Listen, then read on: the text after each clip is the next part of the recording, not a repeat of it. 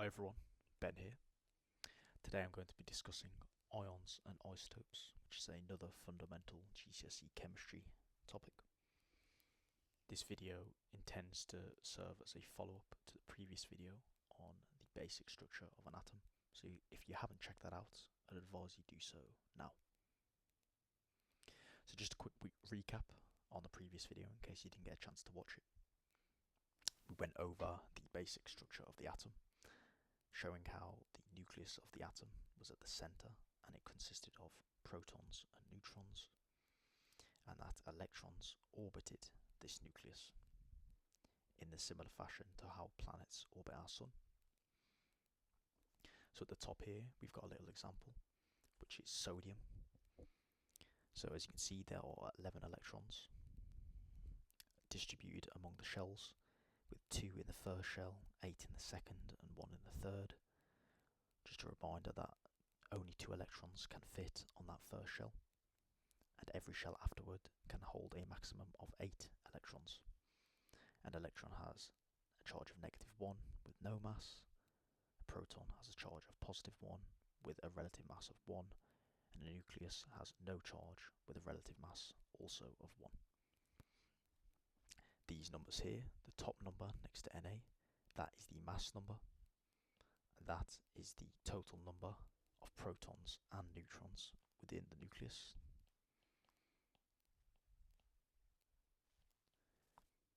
And this bottom number here is the atomic number, which is just the number of protons within the nucleus. Remember, with that we can actually determine the number of neutrons that actually exist within the nucleus of the atom just by doing the mass number, subtract the atomic number, 23 minus 11, which is 12, so we know that there are 12 neutrons within the nucleus. So that's our recap. Today though, we're going to be discussing sort of different forms of elements in ions and isotopes. So ions, you can consider them as simply charged versions of elements that have either lost or gained an electron. So as previously discussed, all elements are neutral. They have no charge because the positive charge counteracts the negative charge, leaving them with a charge of 0. Now, as shown by these top 2 drawings here, if sodium were to lose the electron on its outer shell, there would now be 11 protons, as shown by the atomic number above, yet only 10 electrons. So there are 11 plus 1s and 10 minus 1s. If you sum those together, you get an overall charge of 1. That overall charge of 1 leaves the Na ion with a +1 charge. So as shown by this little drawing here, the mass number is still 23. There's been no change in the proton or neutron number. The atomic number is still 11. The number of protons is still 11. But the number of electrons has decreased by 1, leaving a positive charge, which is indicated just by this plus. So you just sort of write the sodium ion as Na+, like that. Again, you can look at it the other way, where something actually gains an electron. So if we look at chlorine down here, chlorine normally 35 is its mass number, 17 is its atomic number. Now, as you can see, there are 7 electrons in the outer shell of chlorine. It needs to gain an electron in order to fill that shell. Atoms always want to fill their shells with electrons. They don't want to have one too many or one too less. They always want to fill the shell. So chlorine will actually gain an electron. Now, if the number of electrons has gone up by 1, so there's now 18, yet the number of protons remains at 17, -18 plus 17 is -1. Therefore, chlorine has this negative charge. Now, positive ions such as sodium are known as cations, and negative ions such as chloride ions are known as anions.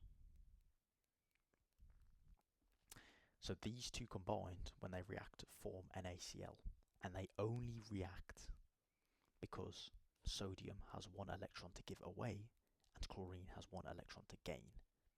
This is why they are able to react and form an ionic compound.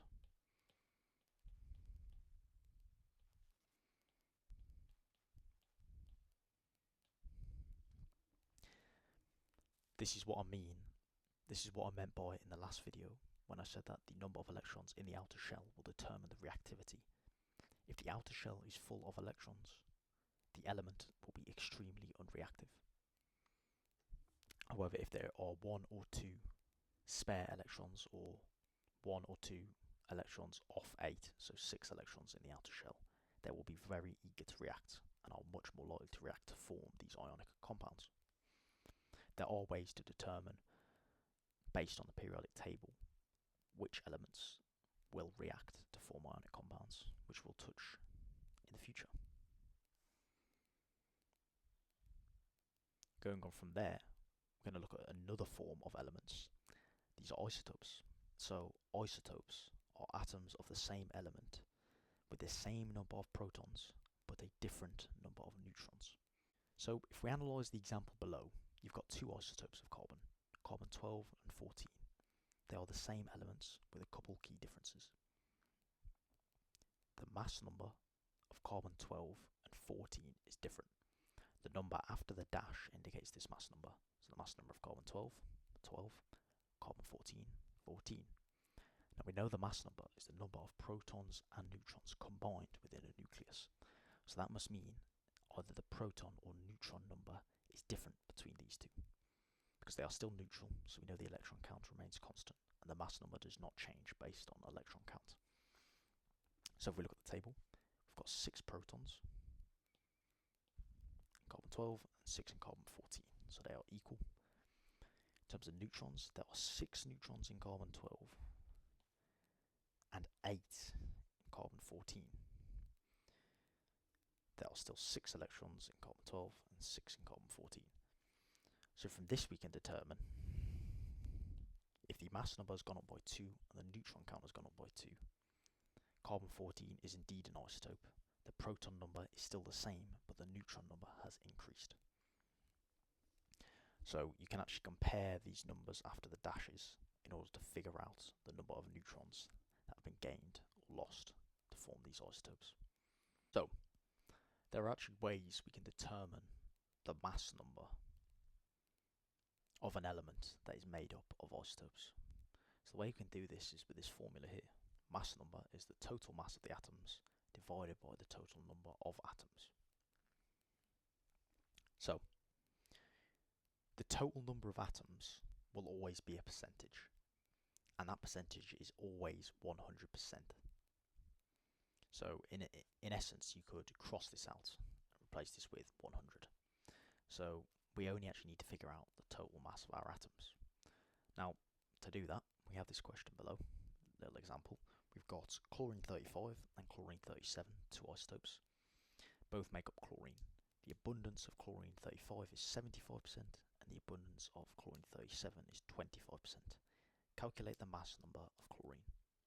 Okay, well, we already know our total number of atoms is 100, as always. So the total mass of the atoms, all we have to do is take our percentage. So for chlorine 35 is 75.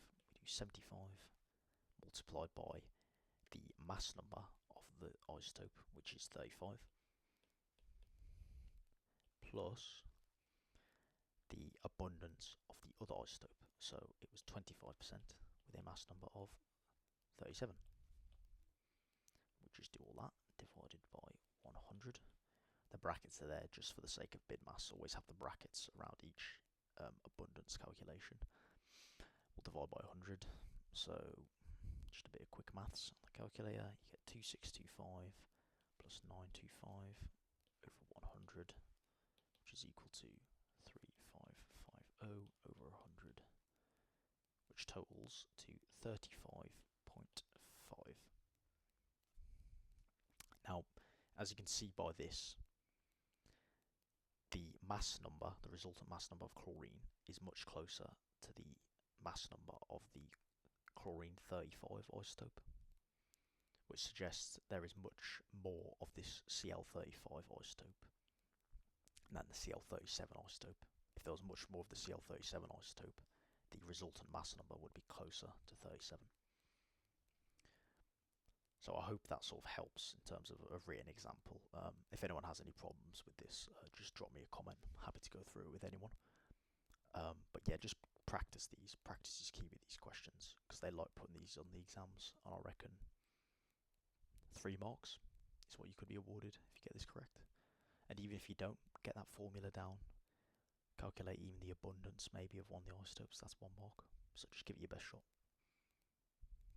So that's a basic overview of ions and isotopes. In future videos, we'll sort of discuss dot and cross diagrams in more detail for ions, and also look at some other types of structures, so covalent structures, simple molecular structures, that sort of thing. And then we'll also cover some basics like balancing equations, and also some maths, so moles, mass, MR, etc. But yeah, I do really hope that helped, and just let me know if you have any problems in the comments below. Thank you very much for watching, and I'll see you in the next one. Bye.